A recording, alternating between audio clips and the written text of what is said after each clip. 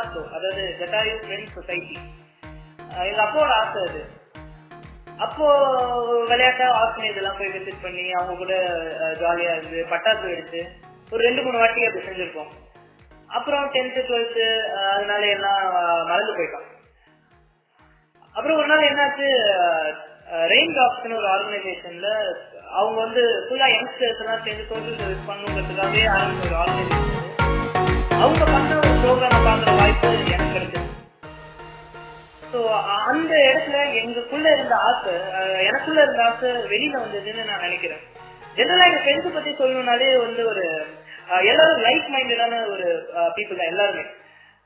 ஏன்னா யாருக்கு என்ன பிடிக்கும் யாருக்கு என்ன பிடிக்காதுன்னு எங்களுக்கு தெரியும். ஏன்னா நாங்க சீனியர் ஸ்கூல்ல எல்லாருமே கிட்டத்தட்ட 10 வருஷம் ஒன்னா படிச்சவங்க தான்.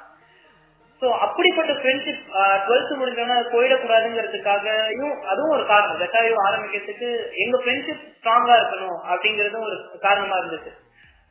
ஸோ ஒரு நாள் எங்க வீட்டு மொட்டை மாடியில எல்லாரும் சேர்ந்து உட்காந்து இந்த மாதிரி ரெயின் டாக்ஸ் கிட்ட இன்ஸ்பிரேஷன் வந்த அப்புறமா இந்த மாதிரி ஒரு குரூப் ஆரம்பிக்கலாம், முன்னாடி வச்ச மாதிரி ஜட்டாயுன்ற பேரு வச்சு ஒரு குரூப் ஆரம்பிக்கலாம்னு முடிவு பண்ணோம். அப்போ இந்த சிரிப்பானந்த மூலமா நிறைய பேரோட கான்டாக்ட் கிடைச்சது. அம்பத்தூர்ல ஒரு முக்கியமான ஆளுங்களோட கான்டாக்ட் எல்லாம் எனக்கு கிடைச்சது. அவர் அது வரைக்கும் நினைச்சிட்டு இந்த ஹியூமர் கிளப்போட பொறுப்பை எங்ககிட்ட கொடுத்தாரு ஃபர்ஸ்ட் டைம். ஸோ எதுக்காகனா எங்களுக்கு வந்து ஒரு பப்ளிக்கா ஒரு ஈவெண்ட் நடத்துற அளவுக்கு திறமை இருக்கான்னு டெஸ்ட் பண்றதுக்காகவும் நாங்க எங்களை வளர்த்துக்கிறதுக்காகவும் ஒரு ஆப்பர்ச்சுனிட்டியா நாங்க யூஸ் பண்ணோம்.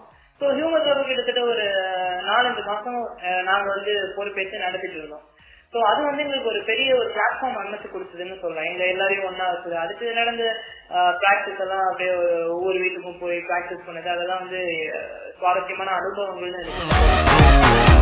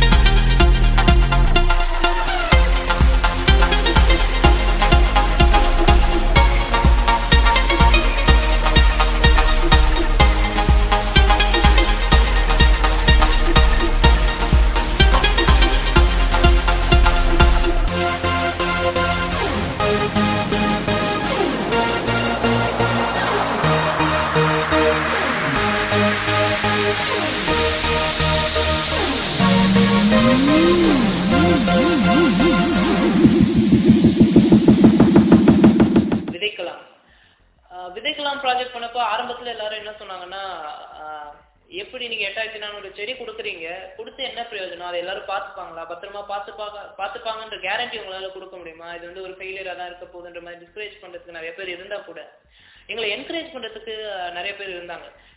Indian post Ashokan sir, Sirippananda, Kannan, அந்த மாதிரி நிறைய பேர் என்கரேஜ் பண்ணாங்க. ஸோ அந்த ஒரு என்கரேஜ்மெண்ட்ல ஆரம்பிச்சதுதான் விதைக்கலாம். ஒரு 8400 செடியை இங்க அம்பத்தூர்ல எல்லா மக்களுக்கும் கொண்டு போய் சேர்க்கணும். அதுவும் அவங்களுக்கு பிடிச்ச செடி. அவங்களுக்கு வந்து எந்த மாதிரி செடி பிடிக்குதோ, எல்லார் வீட்லயும் மரம் வைக்க முடியாதுன்றதுனால அவங்களுக்கு பூச்செடி பிடிச்சிருந்தா கூட அப்துல் கலாமோட கனவு எல்லா வீட்லயும் ஒரு செடி போய் சேரணுன்றது, ஒரு மரம் போய் சேரணுன்றது அவரோட கனவு இருந்தா கூட எங்களால முடிஞ்சது ஒரு செடியாவது ஒவ்வொரு வீட்லயும் கொண்டு போய் சேர்க்கணும் அப்படிங்கிறது. அதுதான் நாங்க விதைக்கலாம் ப்ராஜெக்டோட ஒரு கோலா அதை தான் எடுத்துட்டோம்.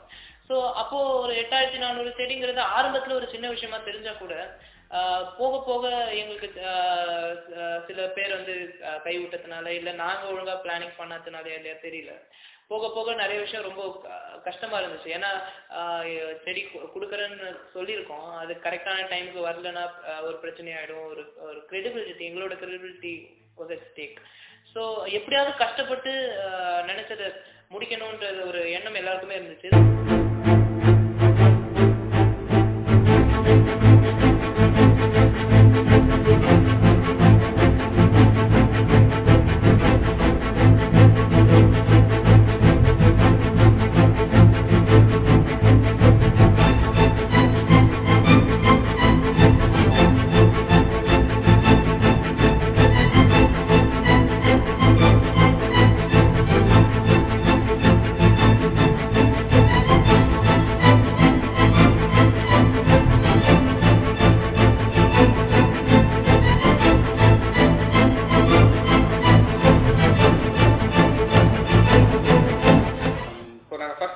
பார்த்தீங்கன்னா வந்துட்டு எல்லாமே வந்துட்டு ஒரு ஒரு எல்லாத்துக்குமே வந்து சில பல டிஸ்அட்வான்டேஜஸ் ஃப்ளாஸ் எல்லாமே கண்டிப்பாக இருக்கும். ஸோ முதல்ல நாங்கள் பண்ணதுக்கும் இப்போ நாங்கள் பண்ணுறதுக்கும் ஒரு பெரிய வளர்ச்சி தெரியுது. ஃபஸ்ட்டு பண்ண ப்ராஜெக்ட்னு பார்த்தீங்கன்னா விதைக்கலாம். ஸோ விதைக்கலாம் படி என்ன சொல்லணும்னா ரொம்ப சந்தோஷமாக இருந்துச்சு. 8400 பிளான்ஸ் கரெக்டாக கொடுத்தோம். அம்பத்தூர் ஃபுல்லாக ஒரு ஹாட்ஸ்பாட் 4 ஹாட்ஸ்பாட் வச்சு எல்லாருக்குமே கொடுத்தோம். எதிர்பார்க்கல இவ்வளோ பெருசாக பண்ணுவோன்னு. நிறைய பிரச்சனைங்க வந்துச்சு சில பேரால். பட் ஆனால் அதையும் கடந்து கௌதம் ராஜ் விழுப்புரம் போயிட்டு கஷ்டப்பட்டு பண்ணி இவ்வளோ தூரம் வந்து நின்றுருக்கோம். ஸோ அதுக்கப்புறம் வந்துட்டு செமஸ்டர் லீவ் அப்போது ப்ராஜெக்ட் பண்ணலாம் தான் பிளானு. ஸோ அதுக்கு என்ன பிளான் அப்படின்னு சொல்லிட்டு அப்படியே பார்த்துட்டு இருக்கும்போது திடீர்னு சென்னையில் ஃப்ளட் வந்துருச்சு. என்ன பண்ணுறதுன்னு தெரில. அதுக்கப்புறம் சரி ரிலீஃப் பண்ணுறாங்க அப்படின்னு சொல்லிட்டு சித்தார்த் ஆர்ஜே பாலாஜிலாம் பண்ணும்போது நம்மளே ஏன் சும்மா இருக்கணும் அப்படின்னு சொல்லிட்டு பண்ணலாம் சும்மா ஆரம்பித்தது தான். ஸோ அது 23 லட்சத்தில் வந்து நிற்கும் நாங்கள் எதிர்பார்க்கல. It was a big project. கனவுல கூட நினச்சி பார்க்கல இவ்வளோ பெருசாக வந்து முடியும்னு. தேங்க்ஸ் டு சதீஷ் மாமா. சீரியஸாக அவருக்கு ரொம்ப பெரிய தேங்க்ஸ் சொல்லி ஆகணும். அவர் இல்லைன்னா இந்த கான்டாக்ட்ஸ் கிடைக்காது. அதே மாதிரி இந்த அளவுக்கு பெருசாக ப்ராஜெக்ட் முடிஞ்சிருக்குன்னு நாங்கள் எதிர்பார்க்கல. So Jatayu is close my heart. So வந்துட்டு இதை தவிர நான் அதையும் விட்டு கொடுக்க முடியாது. இது அப்படியே லைஃப் ஃபுல்லாக நான் ப்ரொலாங் பண்ணிக்கிட்டே இருக்கணும்னு ஆசைப்பட்றேன்.